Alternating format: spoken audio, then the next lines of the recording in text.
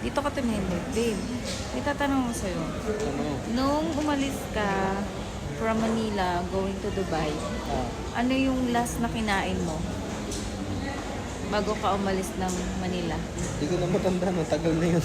So, ilang years kang hindi umuwi ng Pinas? 5. 5 years. So, after 5 years, ano yung unang pagkain ang nasa isip mo?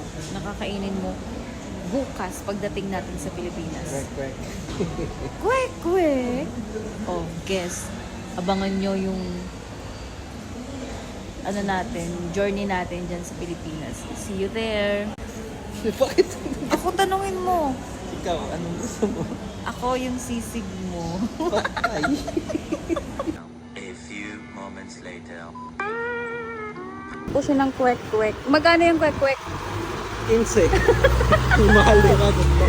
Ang ito, kwek-kwek sa Pilipinas. Ibang-iba ang kwek-kwek sa Dubai. Stop. Lalo na yung buko. Fresh na fresh.